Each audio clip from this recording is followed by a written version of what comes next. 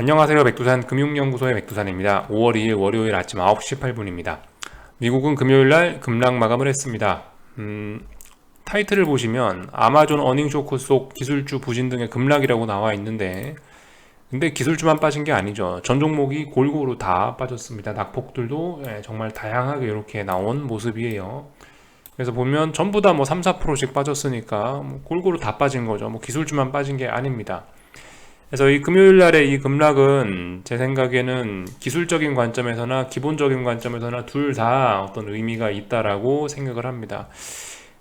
기술적인 관점보다 기본적 관점에서 좀 먼저 이야기를 드려보자면은, 일단은 지금 이게 첫 번째 사례가 아닌가 싶어요. 그러니까 지금까지는 주식시장에 항상 기업의 실적이 도움이 됐거든요. 주가를 부양하는 데 있어서 뭐 하방 경직성을 만든다든가, 빠지던 증시가 갑자기 하락을 멈추고 반등한다든가, 이 기업의 실적 발표가 주식시장의 호재로 활용이 됐었거든요. 지금까지는 항상요, 몇 년간.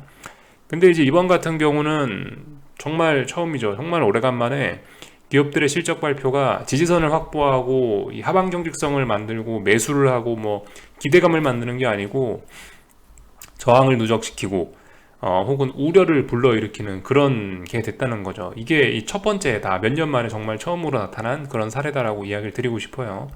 그래서 뭐 지수의 모양을 보시나 아니면 개별 종목의 모습을 보시나 둘 다 이 그죠? 기업 실적 발표를 재료로 해서 주식을 팔아먹었다라는 거. 이 몇 년 만에 나온 첫 번째 사례라는 거. 이런 걸 좀 알아두실 필요가 있겠어요. 그리고 이게 미국 주식시장 좀 전체적인 관점에서도 이렇게 생각해 볼 수가 있는 게, 지금까지 뭐 전염병이다 어쩌다 저쩌다 하면서 IT 빅테크 FANG로 흔히 뭐 표현이 되는 뭐 그런 친구들이 이제 실적이 좋다 이러면서 계속 전체 시장을 다 이렇게 끌어올렸는데, 근데 이제 지금 보시면 시장을 전체적으로 끌어올리던 대장 FANG 이런 친구들이 실적이 기대감이 아니고 실적 우려로 바뀌다 보니까 이 보시면은 얘네의 영향으로 다른 종목까지 전부 다 흘러내리는 이런 모습들을 볼 수가 있겠습니다. 여기서 이제 우리가 알아볼 수 있는 거는, 그만큼 어떤 주도주의 힘이 중요하구나. 시장의 그 지수를 움직이는 데 있어서는, 분위기를 결정하는 데 있어서는 그만큼 주도주가 뭔가, 또 그리고 그 주도주들의 분위기가 어떤가가 굉장히 중요하다라는 걸 알 수가 있을 것 같아요. 뭐 그래서 뭐 일부 사람들은 뭐 야 이제 뭐 주도주가 뭐 다른 걸로 바뀌는 게 아니냐, 그런데 주도주는 그죠, 바뀌지 않았고 주도주가 이렇게 죽어가면서 시장이 함께 죽어 내려가는 이런 모습이 나타나고 있습니다. 참고로 저는 지금까지 이 주도주가 시장이 계속 상승하는 와중에 주도주가 중간에 편안하게 바톤 터치해 갖고 다른 놈으로 이렇게 바뀌는 사례를 본 적은 없습니다.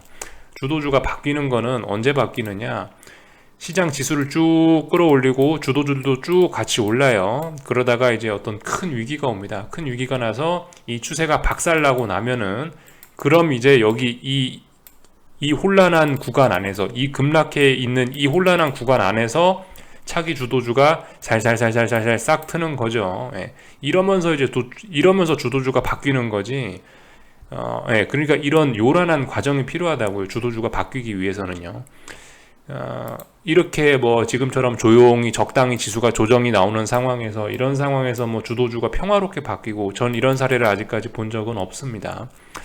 그래서 아무튼 주도주에 관련된 이야기를 좀 해봤고, 다시 이야기를 어젯밤 금요일로 돌려서요.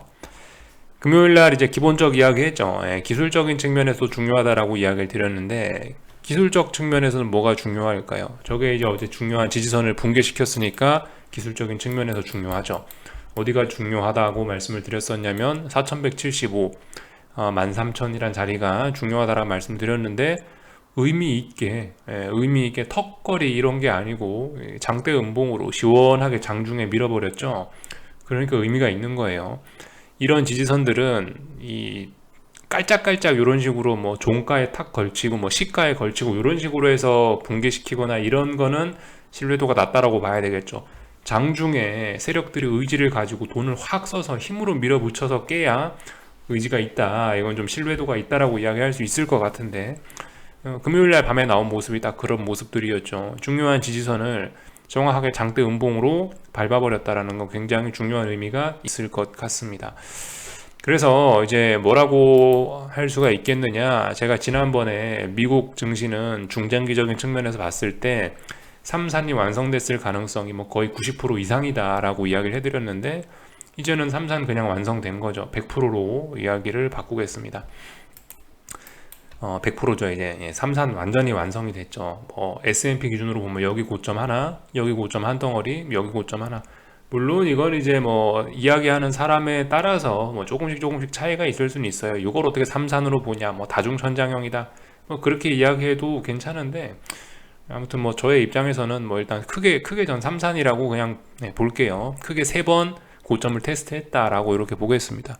나스닥도요, 하나, 뭐 둘, 이렇게 셋, 이렇게 3번 테스트해서 3번째 고점까지 만들어냈다라고 하겠습니다. 왜냐? 이제 여기 고점 만들고 나서 이번에 중요한 지지선을 붕괴시켰기 때문에, 그랬기 때문에 이제 이건 고점 패턴이 완성이 된 거다. 그리고 하락 추세가 이제 앞으로 강화될 것이다. 이제 이런 식으로 이야기를 할 수 있을 것 같습니다. 그래서 이제 기술적으로 이게 의미가 있다라고 말씀을 드리는 거예요. 네, 그런데 이제 여기서 이제 우리가 오해를 하면 안 되는 게, 이제는 뭐 겨울로 들어왔다. 이제는 계절이 바뀌었네. 이제 잠바를 꺼내 입어야겠다. 이 정도 생각을 해야지. 야, 이거 봐라. 어젯밤에 폭설이 왔으니까 내일 밤에 폭설이 1m가 더 오고 2m가 더 오고, 이렇게 생각하기는 어려울 수 있다. 그죠? 이 중요한 지지선이잖아요. 중요한 지지선 붕괴시켰으니까, 또 그리고 말씀드렸다시피 금요일 날 밤에 힘을 굉장히 많이 쓴 겁니다. 예. 중요한 지지선들을 일일이 장중에 힘으로 박살을 낸 건데, 돈을 써서 그만큼 박살을 냈는데, 그렇다는 얘기는 뭐 일부 쉬어가는 구간이 있을 수도 있다, 없을 수도 있는데요. 근데 이제 일부 뭐 쉬어갈 수도 있다, 이런 식으로 생각을 하시면 되겠죠. 장대 음봉이 나왔으니까 이제 여기 있는 이 장대 음봉을 믿고 천천히 이제 반등시 매도 전략, 예를 들어 다시 뭐 4175나 다시 13,000 부근으로 막 기어 올라올라 그런다, 그럼 후려치면 되겠죠. 네. 이 음봉을 기준으로, 이 저렇게 중요한 지지선을 붕괴시켰던 저 음봉을 기준으로 해서 앞으로 어떤 마음 편한 뭐 매집이 들어갈 수 있다, 이런 식으로 생각을 하시면 되겠죠. 그래서 대응에 관련돼서 좀 이야기를 해드렸고, 하여튼 그렇습니다. 이제는 본격적인 겨울이라고 봐도 괜찮을 것 같아요. 이런 하락의 속도에 이런 하락이 좀 가속화될 수도 있는 그런 자리라고 생각을 하시면 될 것 같고, 그죠? 이제는 그래서 하락을 보는 게 이제 매우 정상적인 어떤 추세의 관점에서 아주 그냥 뭐 정상적인 그런 게 됐습니다. 오히려 이제 지금 상황에서 상승을 이야기하는 건 조금 좀 설득력이 떨어지게 됐죠. 하락 추세 중인데, 추세가 하락 추세 중인데, 그리고 어떤 뭐 패턴을 완성을 시켰는데, 그러니까 이게 뭐 여러분들 뭐 삼산 패턴이 강력한 뭐 추세 전환의 뭐 신호다, 그렇게 받아들이는 것보다는, 이제 물론 그렇게 받아들이는 것도 좋은데요, 간단히 생각하자면은. 근데 중요한 건 삼산이라는 게 가지는 의미가 3번이나 테스트를 했다라는 거예요. 여기서 우리가 시장이 합의를 한번 했는데, 여기 저항이라 이 자리가 저항이라고 한번 합의를 했다. 여기서 한 달 넘게 또 한 번 합의를 했다. 그 여기서 또 한 번 굉장히 오랫동안 합의를 했다. 무려 한 번도, 2번도 아니고 3번이나 합의를 했는데도 불구하고 결과적으로 아래쪽으로 가자라고 결정이 났다, 이렇게 생각을 하셔야 된다라는 거죠. 야, 무조건 이게 삼산이니까, 삼산은 뭐 일목균형 표상 뭐 어쩌고저쩌고 해서 무슨 기술적 이유를 들어서 저게 나오면 이제 무조건 하락이다, 이게 이렇게 아니라는 거죠. 그 삼산 패턴이 하락 전환의 완성이라는 게 왜 그런지, 그 기본적인 베이스를 생각하실 필요가 있겠다라는 거예요.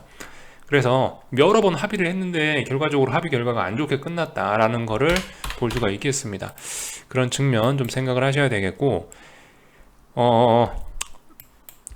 그리고 이건 솔직히 뭐 저도 지금 어떻게 말씀드려야 될지 잘 모르겠긴 한데, 이 S&P 같은 경우는요, 뭐 하여튼 S&P나 나스닥이나 둘 다 좀 비슷한 그런 측면이 좀 있긴 한데, 대략적으로 지금 보시면 시장이 급락하기 시작한 게 뭐 4월 초 혹은 뭐 3월 말부터 해서 이렇게 하락을 하기 시작했습니다. 최근 몇 주간의 하락을 살펴보면요. 그래서 이런 관점에서 볼 수가 있어요. 이게 일목균형표에 있는 어떤 뭐 목표치 계산하는 방법, 뭐 그런 관점에서 말씀을 드리는 건데, 사실 이번에 이제 여기 있는 지지선까지 해서 이런 식으로 해가지고 어떤 하락 N자가 목표치까지 사실 대충 다 차고 완성이 돼 있는 상태였거든요. 요 날까지 해서 한 저기 4월 말쯤까지 해서요. 그래서 이제 여기서 이제 반등을 할 거냐 아니면 더 빠질 거냐를 좀 고민을 하고 있었는데, 지금 보시면 최근에 몇 거래일 동안 일단 약간 반등이 나왔죠. 반등이 나오고 나서 지금 저점을 다시 낮추고 있는, 지금 다시 이렇게 저점을 낮추고 있는 이런 모습 중이라서, 이게 지금 뭐 하락 N자가 뭐 연장되거나 혹은 뭐 어떤 뭐 새로운 하락 N자가 시작되거나 이런 것일 가능성이 있다는 거 한번 좀 생각을 해볼 필요가 있겠습니다.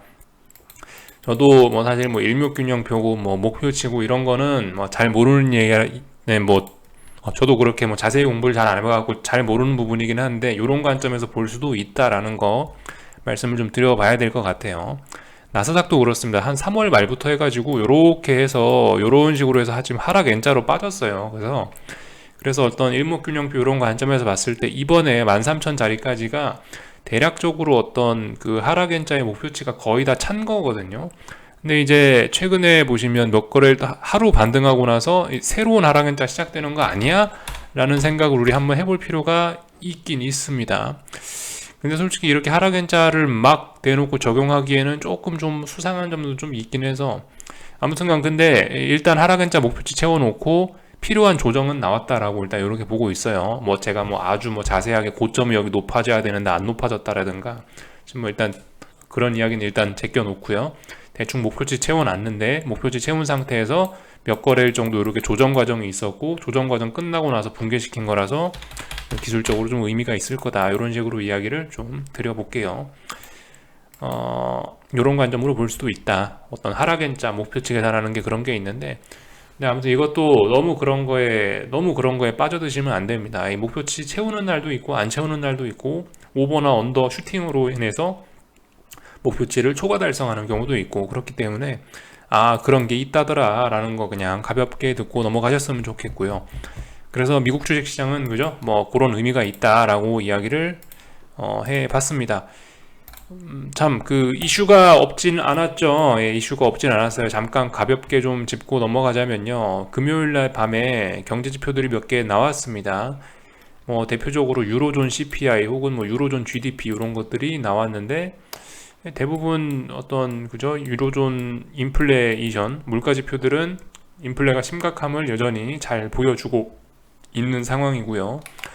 유로존 같은 경우도 GDP가 뭐 살짝 기대치에 미달하긴 했지만 그래도 유로존 같은 경우는 잘 버텨줬네요. 참 신기하게.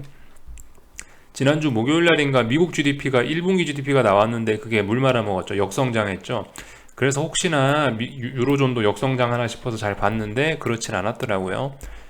그래서 인플레는 여전히 심각하다라는 걸 나타내주는 지표가 나왔고, 체크만 하면 되겠습니다. 미국 같은 경우도 물가 지표들이 이렇게 쭉쭉쭉쭉 발표가 됐는데, 대부분 여기 있는 건 물가 지표 아니죠.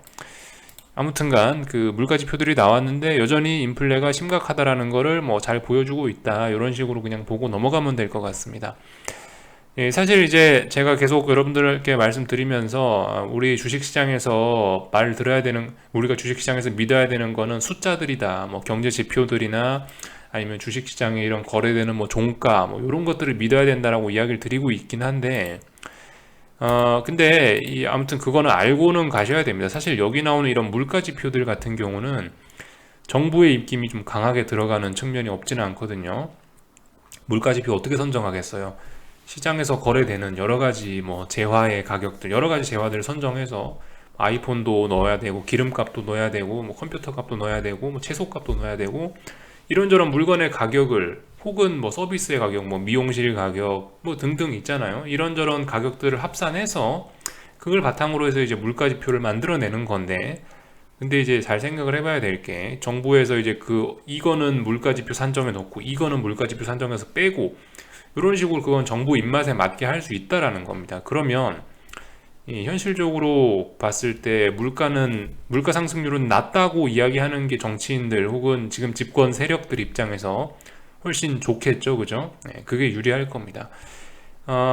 그러니까 어떻게 되겠어요? 통상적으로 많이 오른 건 빼, 저건 물가 산정해서 빼버려, 이런 식으로 할 수 있다라는 겁니다. 그래서 물가 지표 같은 경우는 이제 우리가 보는 저 숫자들이, 물론 지금 저 숫자도 굉장히 큽니다. 그래서 저거 같은 경우도 이미 물가 상승이 심각하다, 인플레가 심각하다라는 걸 잘 보여주긴 하는데, 실상은 조금 더 심각할 수도 있다라는 거 우리가 알아는 놔야 돼요.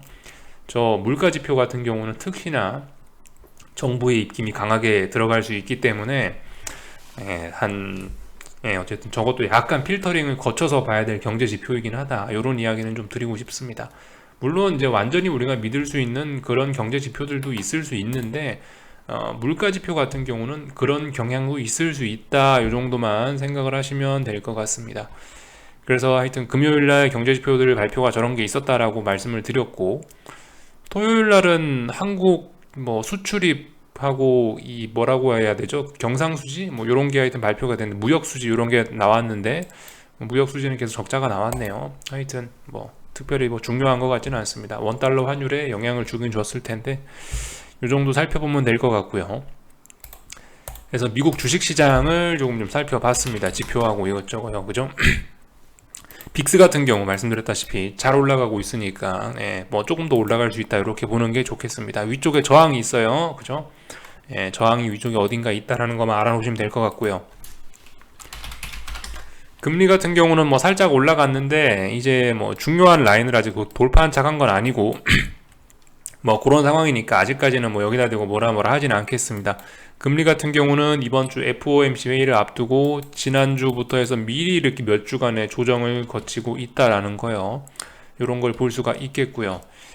그죠? 아무튼 그래서 이제 이번 주에 수요일 날 밤인가가 FOMC 회의니까, 그죠? 이제 시장은 확실히 FOMC 영향권으로 들어왔고요. 이슈에 관련돼서 참 더 좀 이야기를 드리자면 FOMC 영향권으로 들어온 거고, 이제 시장은 뭐 긴축 우려 이런 거에 대해서 좀 주목을 할 겁니다. 말씀드렸다시피 지금까지 시장을 어떤 지지력을 만들어 왔던 요소 중에 하나인 이 기업들의 실적 발표가 이게 맛이 가면서 이제 다음에 시장의 관심사는 이제 긴축 이런 걸로 옮겨갔는데, FOMC 회의로 옮겨갔는데 여기서도 어떤 시장의 우호적인 내용을 기대하기는 좀 어려운 상황이죠. 뭐 자이언트 스텝이니 뭐니 그러면서 금리를 얼마나 올릴지 알 수 없는 상황이라서 얘도 불확실합니다. 그죠? 참, 그리고 FOMC 회의에 이제 주목하긴 주목할 건데 여기에 더해서 전쟁과 관련된 이슈도 지금 여전히 좀 다시 이제 불확실성이 가중이 되고 있는 이런 상황입니다. 이게 전쟁 공포가 2월 24일 날인가 전면 침공을 하면서 전쟁 공포가 확 올라갔죠. 전쟁 공포를 제가 대충 이렇게 선으로 한 표시를 해볼게요. 2월 24일 날 전쟁 공포가 피크를 찍으면서 잠시 좀 조용 했었죠. 그러다가 뭐 평화회담을 한다 이러면서 조용 하면서 지금 약간 전쟁은 잊혀지고 있는 상황이었습니다. 물론 계속 포탄은 날아다니고 사람들은 죽고 전쟁은 진행 중이었는데, 솔직히 시장에서는 그 중간에 어떤 이슈 있었죠. 뭐 러시아가 군사 활동을 대폭 줄이겠다라고 언제 한번 발표를 딱 하면서 이런 전쟁 우려에 관한 것들이 확 줄었었단 말이죠. 확 줄어서 잘 가고 있는데, 근데 이제 이번 주말쯤부터 해가지고 슬슬 또 이상한 소리들이 또 많이 나오기 시작했죠. 그러면서 지금 다시 전쟁 우려가 이렇게 좀 살짝 치솟고 있는 게 아니냐, 이런 부분을 우리가 좀 주목을 해봐야 될 것 같습니다. 왜냐, 러시아 전승기념일 뭐 이런 이야기가 나오고 있고요.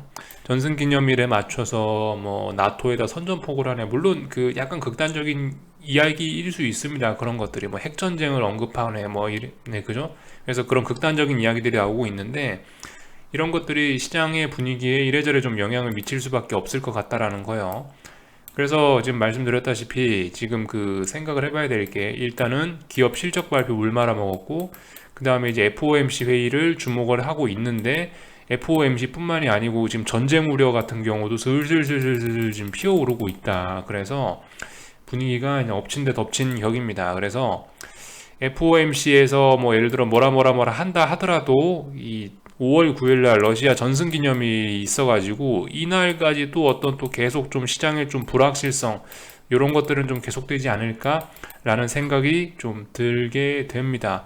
그래서 이번 주 같은 경우 분위기가 좀 계속 좀 들어올 가능성이 좀 있어 보인다라는 거 일단 뭐 한번 이야기를 드려봤습니다. 하여튼간 FOMC 전인데 벌써 중요한 지지선을 시원하게 붕괴시켜 놓은 상황이라서 하여튼 뭐 이래도 되나 싶은데, 하여튼 뭐 아래쪽으로 잘 가고 있으니까 제가 딱히 드릴 말씀은 없고요. 그래서 이번 주 이슈 좀 이야기해드렸고, 달러 같은 경우는 일단 조정으로 들어갔다라고 보는 게 일단 현명할 것 같아요. 그게 일단 맞을 것 같습니다. 달러는 일단은 여전히 한 이 정도 선에서 일단 뭐 조정을 시도하지 않겠어, 뭐 이 정도 일단 생각하는 게 좋을 것 같고요.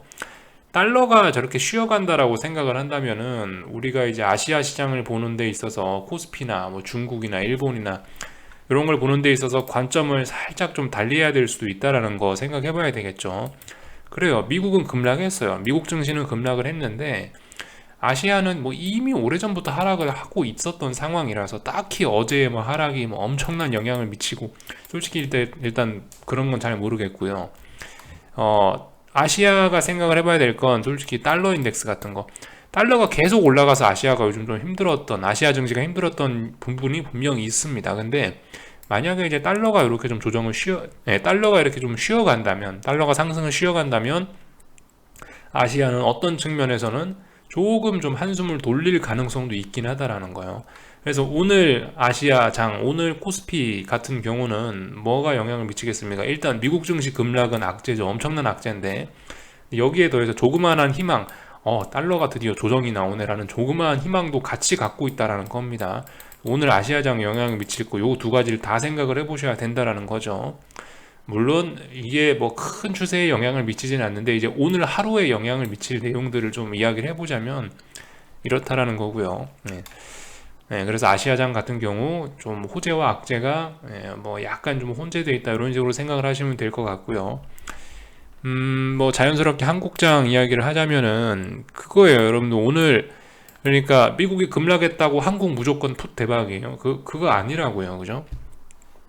이 갭이 중요합니다. 갭이 아침에 갭하락 너무 많이 해버리면 보시다시피 이렇게 양봉 나올 수 있다고요. 이런 점들을 우리가 좀 생각을 해봐야 된다라는 거예요. 오늘 뭐 하는 날이겠습니까? 코스피는 350 지지력 테스트 하는 거예요. 결과적으로 350 지지력 테스트해서 붕괴되면 또 이제 와장창 하는 거고, 붕괴 안 되면 또 이제 답답하고 재미없어지는 거고요. 이런 식으로 생각하면 되시겠다. 한국 증시에 관해서 할 말이 특히 딱히 없는 뭐 그런 상황입니다. 그 코스닥 같은 경우도 어떻게 했어요? 지금 뭐 딱 봐도 지금 어딘가에서 지금 쭈루시 줄 세워놓고 있죠.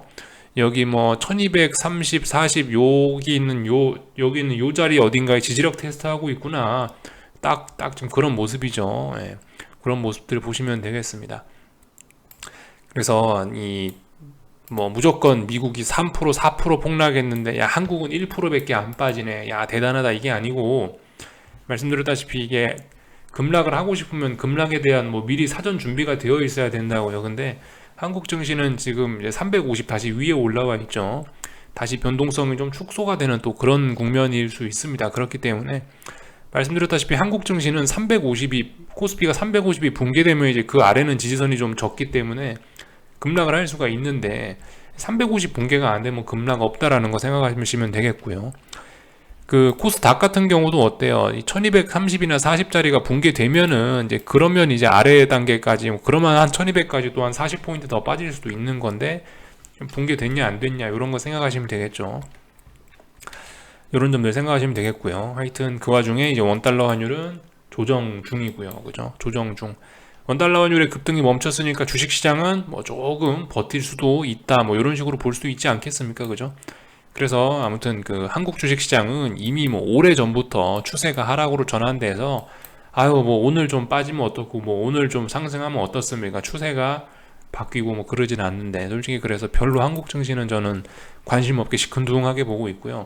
낮에는 할 일이 없어요. 그래서 밤에 이제 조금 좀 집중을 하고 있는 편이었는데 사실 그마저도 그냥 밤에 졸려서 빨리 자는데, 미국 증시가 이제 말씀드렸다시피 3산이 100% 완성됐다라고 이제 봤으니까 조금 좀 이제 좀 제 입장에서는 좀 마음이 좀 편해질 수 있다. 뭐 이렇게 생각을 하면 되겠죠. 하여튼 뭐 하락이라고 다른 게 없어요. 하락도 그냥 똑같이 상승하고 똑같이 그냥 뭐 추세 따라서 간다 이렇게 생각하시면 되겠고요. 뭐 상승은 뭐 견디기 쉬운데 뭐 하락은 뭐 견디기가 어렵다. 그냥 똑같이 생각하시면 될 수 있겠습니다. 물론 하락이 좀 더 견디기 어려운 게 있죠. 왜냐면 그 변동성이 크니까요. 또 그리고 속도가 빠르니까 가슴이 두근두근 하거든요. 상승보다. 근데 아무튼 뭐 똑같다. 그냥 상승이나 하락이나 뭐 상승엔자, 뭐 하락엔자 똑같단 말이죠. 이런 어떤 기술적인 관점 다 똑같기 때문에 그냥 똑같이 생각하시고 그냥 이제 가만히 계속 미국장이고 한국장이고 아래쪽으로 수익을 누적시켜 보시면 된다. 반등시 매도 전략. 시장이 이렇게 하락 추세 중인데 튀어 오르면 매도 전략, 그죠? 위에서 까버려야 되겠죠. 반등시 매도 전략 생각하시면서 접근하시면 되겠다. 이런 이야기를 좀 드려보고요. 국제유가도 뭐 100몇 달러 안착해서 잘 가고 있고 뭐 특별히 하여튼 드릴 말씀 없습니다. FOMC 회의를 이제 앞두고 있는 그런 상황이네요. FOMC 회의에서 이제 긴축 관련된 스케줄 우리가 좀 이제 이번 주에 잘 주목을 해야 되겠고요. 기사 하나만 좀 보고 마치자면 뭐 요즘에 이런 이야기들을 많이 볼 수가 있습니다. 버핏 형님은 우리 버핏 할아버지는 뭐 64조 원을 샀댄다 이번에. 야, 찰리 먼거 아저씨는 이제 중국 주식을 저가에 매수할 수 있는 좋은 기회라고 한다. 뭐 이런 식으로 이야기를 하고 있죠. 다들 대단한 투자자분들인데 이런 분들이 뭐 64조씩 샀으면 야, 이거 시장 바닥 아니냐 생각을 할 수 있는데 이것 어쨌든 이런 것도 전부 다 이제 그분들의 의견일 뿐입니다. 말씀드렸다시피 숫자를 믿어야지 이 사람들의 의견을 믿어서는 안 된다라는 거. 이분들도 실수 많이 해요, 그죠? 예. 예전에 2020년 3월 달에 전염병 때문에 시장 난리 났을 때 버핏 할아버지가 뭐 한마디 했다가 아주 그냥 시장에서 그냥 겁나게 욕먹었죠. 다른 투자자들한테. 야, 못 맞춘다 그러면서. 물론 여전히 대단한 투자자분들인데요. 이런 분들도 실수할 수 있고. 또 그리고 이게 이런 분들이 뭐 주식을 살 수 있는 좋은 기회라고 해서 우리가 어떤 주식을 그렇게 연결시키긴 좀 어려울 수가 있는 게, 이 생각해 보시면 이분들은 이제 그 아주 프로 아주 초고수 아닙니까? 이분들이 고르는 종목 수준하고 우리가 종목을 보는 그런 눈하고는 좀 많이 다를 수가 있겠죠. 하여튼 이분들이 정말 엄청난 실력으로 골라낸 종목들이 이제 자기네들이 생각했을 때 적당한 가격대에 왔다는 거예요. 그러니까 이제 뭐 64조씩 뭐 쓸어 담았다고 그러고, 또 그리고 뭐 중국 주식 같은 거 좋은 게 있으니까 기회가 왔다라고 이야기를 하는 건데, 문제는 우리가 이 사람들이 어떤 종목을 샀는지 아직까지 모른다라는 거죠. 또 그리고 뭐 몇몇 종목들은 또 그럴 수 있죠. 근데 시장 전체적으로 봤을 때 분위기는 여전히 안 좋은 그런 측면들도 있고요. 그래서 뭐 이런 분들이 뭐 주식을 샀다라고 해서 이게 우리가 무조건 뭐 따라가야 된다 그런 거는 좀 아니라고 생각을 하고, 중요한 거는 이분들이 어떻게 하든 간에 추세는 아래쪽으로 가고 있다라는 거, 요게 사실입니다. 이분들이 뭐 좋은 기회다라고 했다는 거는 의견에 불과한 거고요. 그죠? 또 그리고 이 뭐 64조를 샀네, 엄청 많이 샀네라고 해도 이분들의 그 64조란 재산은 이분들 포트폴리오에서 일부에 해당하는 작은 금액일 수 있다는 것도 생각을 해봐야겠죠.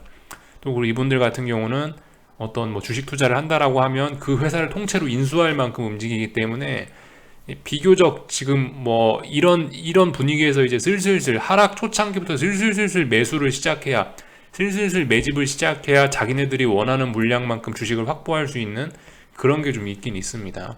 우리야 개인이니까, 우리야 뭐 전재산 해봐야 얼마나 되겠습니까?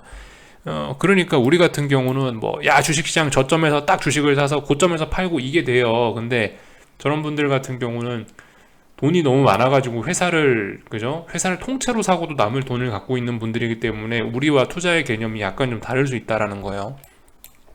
돈이 너무나 많아갖고 이 돈을 다 투자할 수가 없는 그런 상황이기 때문에 이런 분들 같은 경우는 진짜 몇 달 동안 계속 하락장에서 매집 그 몇 달 동안 팔아제끼고 몇 달 동안 매도 이렇게 할 수밖에 없는 그런 분들이고, 우리 같은 경우는 그죠?